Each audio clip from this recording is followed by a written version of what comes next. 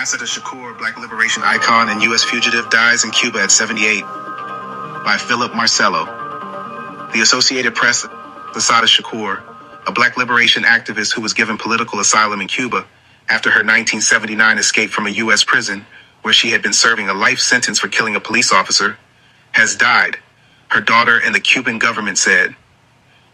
Shakur, who was born Joanne Deborah Chesimard, died September 25th in the capital city of Havana due to health conditions and advanced age, Cuba's Ministry of Foreign Affairs said in a statement.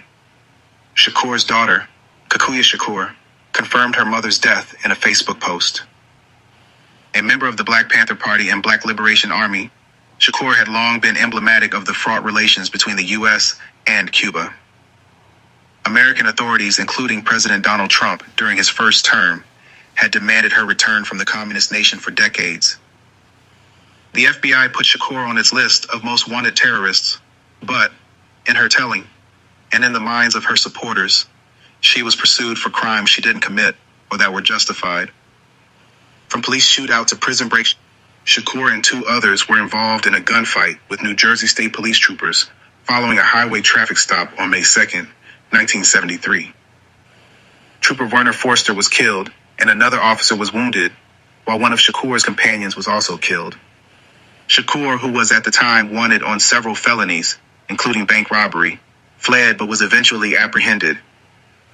The New York City native was found guilty in 1977 of murder, armed robbery, and other crimes, and was sentenced to life in prison, only to escape in November 1979.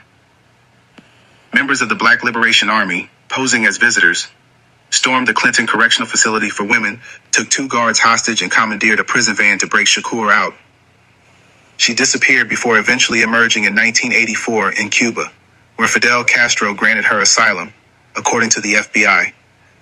A symbol of U.S.-Cuba tensions, offering Shakur asylum was one of the most famous examples of Cuba aligning itself with what it describes as revolutionary forces, struggling against the oppressive capitalist empire to the north. Much like Cuba supported anti-colonial and left-wing forces in Africa, Central and South America, the Cuban government saw the armed Black liberation movement in the U.S. as part of a global revolutionary struggle. New Jersey State Assemblyman Michael Inganamort, who sponsored legislation last year calling on Cuba to extradite Shakur, lamented September 26th that justice was never served in Forster's death. New Jersey Gov. Phil Murphy and State Police Superintendent Patrick Callahan said they will vigorously oppose any attempt to repatriate Shakur's remains to the U.S. Sadly, it appears she has passed without being held fully accountable for her heinous crimes, they said in a joint statement. Unlike his killer, Trooper Forster never had a chance to live out his days in peace. Sundiata Acoli, who was also convicted in Forster's killing, was granted parole in 2022 after being in prison for nearly 3 decades. In her writings over the years, Shakur has maintained she didn't shoot anyone and had her hands in the air when she was wounded during the gunfire. More recently, her writings became a rallying cry during the Black Lives Matter movement, though opponents criticized her words as being influenced by Marxist and communist ideology. It is our duty to fight for our freedom.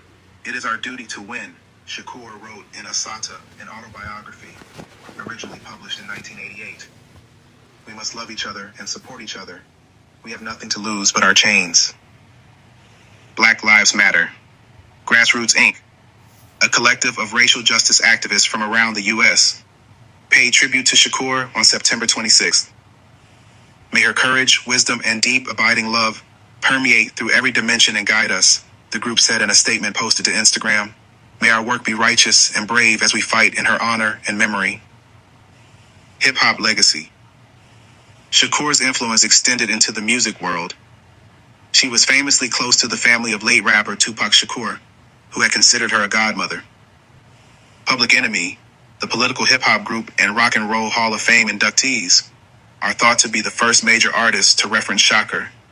The 1988 song, Rebel Without a Pause, from the album It Takes a Nation, includes the lyrics "supporter of Chesimard," referring to her legal name. Rapper Common told Shakur's story in his 2000 song, A Song for Assata. The Grammy Award winner's invitation to a White House poetry event in 2011, during the Obama administration, drew outrage from conservatives and law enforcement groups who felt it was disrespectful to Forster's family and police officers broadly. Associated Press writers Aaron Morrison and Michael Weisenstein in New York contributed to this story. Follow Philip Marcello at